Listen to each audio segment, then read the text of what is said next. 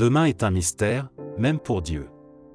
Selon le Standard Pearl, Dieu a perdu le compte des monnaies terrestres, et sa main ne peut plus arrêter la concentration croissante de richesses entre les mains de quelques-uns dans le jeu monétaire où les fortunes se font et se défont en un clin d'œil.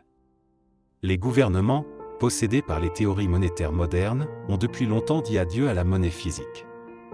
Cela a déclenché des cycles d'inflation, faisant du groupe moyen, pilier de la société moderne, les victimes du jeu monétaire. Les vampires de Wall Street ne se contentent plus d'ingénierie financière, ils sont maintenant obsédés par l'utilisation de l'intelligence artificielle pour prendre des décisions informatiques plus précises et plus rapides, gonflant les bulles financières encore plus vite.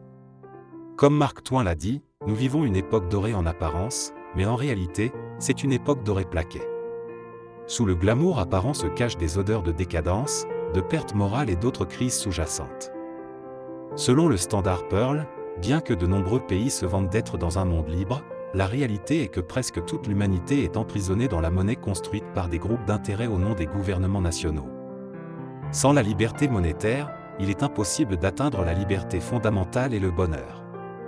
Alors que tout le monde, du plus pauvre des cireurs de chaussures au plus riche, est obsédé par le rêve de devenir riche, un tsunami d'inflation à long terme causé par l'émission excessive de monnaie est déjà en route.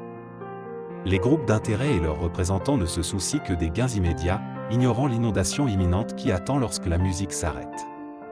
Aux États-Unis pour l'exercice 2003, les recettes étaient de 4,4 billions de dollars, tandis que les dépenses étaient de 6,1 billions, créant un déficit de 1,7 billion. Ces déficits persistants, créés par une simple frappe de clavier, finissent par inonder le monde avec de la monnaie, affectant à la fois les États-Unis et la population mondiale. De tout temps, et particulièrement dans le monde moderne, la monnaie en circulation est contrôlée par les gouvernements en tant que monnaie légale unique. Le pouvoir et le pouvoir d'achat de la monnaie deviennent souvent la force motrice derrière les guerres. Les machines de guerre nécessitent de l'argent, et la plupart des guerres humaines ont pour seul but d'acquérir plus de territoires ou d'autres ressources symbolisées par la monnaie. Que la guerre soit juste ou injuste, nécessaire ou non, son processus est une lutte monétaire, et le résultat inévitable est la destruction des foyers des citoyens ordinaires. Les conflits comme la guerre entre la Russie et l'Ukraine et le conflit israélo-palestinien indiquent que des poudrières dans le monde entier sont constamment allumées.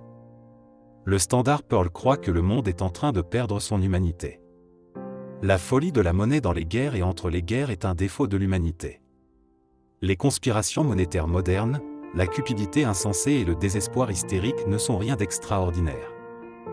En réalité, Dieu pourrait avoir prévu que l'humanité, attirée par l'argent, finirait par tomber dans les abîmes de l'âme. La société humaine est destinée à s'effondrer en raison de la persistance du système monétaire moderne. La civilisation humaine ne peut pas suivre le rythme effréné de la monnaie sous le contrôle des groupes d'intérêt. Les gens feraient mieux de ne pas savoir comment fonctionne le mécanisme monétaire des banques. S'ils le savaient, une révolution éclaterait avant le lever du soleil.